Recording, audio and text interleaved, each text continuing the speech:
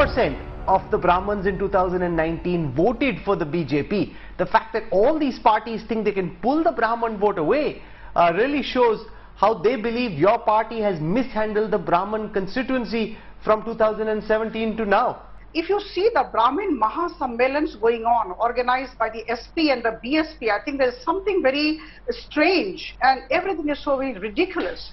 You have seen some of the photographs of Mayawati ji in a Brahmin Sammelan, which with the chanting of the chants are being done, and then there is a Trishul which is being handed over to her, and shlokas are being actually read out. I think this is all very grotesque, if I can say so. As far as we are concerned, we are banking on the development agenda. For us, politics is all about development. We believe that every section of Uttar Pradesh, especially the youth, the women, the farmers, are coming together to boot Bharatiya Janata Party out. And they see Akhilesh Yadav as a formidable leader who can bring everyone together. As Samajwadi Party, though there is a media outline that it's MY or the other acronyms people use, but clearly we have done consistent outreach to every section who believes that youth of Uttar Pradesh want jobs, and we are the party who can deliver that. There is no doubt that the Brahmins are not unhappy with the BJP government. But one should also remember the kind of polarization in favor of BJP, what we have seen among the Brahmins for 2019 Lok Sabha election. That kind of a sharp polarization will not happen in the assembly election. It has not happened even in the past. So whenever there is a Lok Sabha elections, the communities which vote for the BJP vote for BJP in a much bigger numbers compared to an assembly election. Well, I don't think the Prabhuj Sammelans are going to make so much of a difference, particularly those being done by Mayawati and Satish Mishra, because all these years they have not thought of Brahmins. Suddenly, all their love for Brahmins is being over displayed, and I think the Brahmin can recruit, and particularly BSP in any case is being largely, conceived as today as a team B of Narendra Modi. As far as the Brahmins are concerned, we certainly feel that we will address that issue as well. But the larger issue, the most crucial election at the moment after COVID, if people are expecting us to be on the streets during the COVID period, we would have been the most irresponsible party and a most irresponsible act.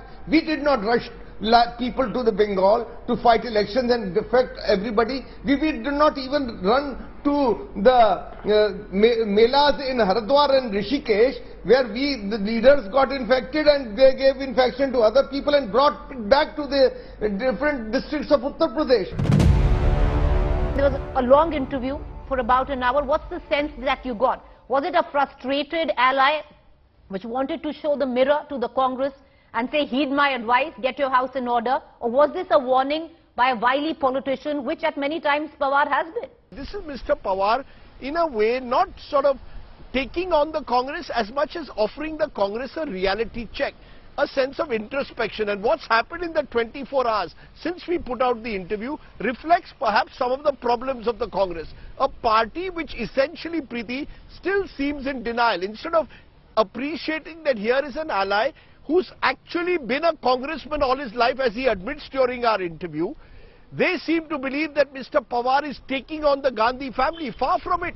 The sense I got is that Mr. Pawar recognizes that the Congress needs to be the fulcrum of any opposition alternative to the BJP. Will the Maharashtra model will be replicated for 2024 elections? And he was talking about the hurdles, why it's being difficult that such kind of model can be replicated, and how it's a time-taking process, and how the Congress is the biggest hurdle in creating that kind of an alternative. While speaking that, he also told us about his experience while making this Maharashtra model, the Maharashtra Vikas Aghadi model. Mr. Pawar knows his own party, the NCP, he has formed it. He knows the Congress party like the back of his hand. And he has his friends and allies not only in the ruling party but across the political spectrum of this country. So I don't think there is any hatred in the minds of Mr. Pawar and there is any kind of anger or angst. It's just a plain, it's a question raised by Rajiv Sardesai. I have also watched the interview and Sahil was there, of course. It's just a question it was raised, and he said that this is the situation. The NCP spokesperson obviously was trying to defend the indefensible. As you very rightly said, his boss Mr. Sharad Pawar categorically and clearly showed the mirror to the Congress, and I'm sure the Congress party did not like the reflection that they saw therein. You know, the simple point is this. While each of us can continue to interpret Mr. Sharad Pawar's interview in a plethora of ways, the fact remains, Preeti, that Sharad Pawar is no greenhorn. He's the ex-Chief Minister of Maharashtra. He's somebody who's been a career Congress politician, and for almost 2 decades he's been in alliance with the Congress. He's the ex-Union Agriculture Minister when the UPA was in power. So his words do carry weight. Look at Mr. Sharad Pawar's own backyard. Last time he became Chief Minister of Maharashtra was when he was in Congress. After that, you look at all successive Lok Sabha elections, his party has not crossed, even double digit in Maharashtra. Maximum number of Lok Sabha seats it won was 9. Problems with Congress are many, but this is not the way to forge opposition unity. Mr. Pawar is a responsible person. He is creating a situation where there could be bad blood between the Congress and its allies for 24.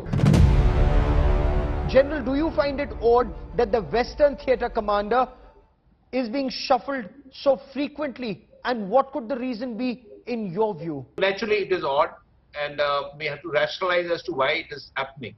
The fact of the matter is that this region of Tibet and Xinjiang has become most important part of China, one of the most important parts of China today.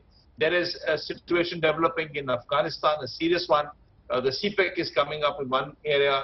Both the provinces, Xinjiang and Tibet, are restive, and a lot of information flows in on issues happening there. So they probably wanted a gentleman, a general, who knew the whole area well and was very experienced. So the in-between, of course, as you rightly pointed out, General Zhao retired at 65 years of age in December. But this, in that time, General Wang, who was serving in the Tibet military region, was shifted across to Xinjiang because he had not seen Xinjiang. So he got an experience of Xinjiang military division for about the same time, about 7-8 months. Okay. In between, 2 generals were brought in. So in this course of 8-9 months, General Wang, who has not taken over, actually came to see the area of Xinjiang also in depth. And then, he was brought into the Western Theatre Command to having known both Tibet and Xinjiang together.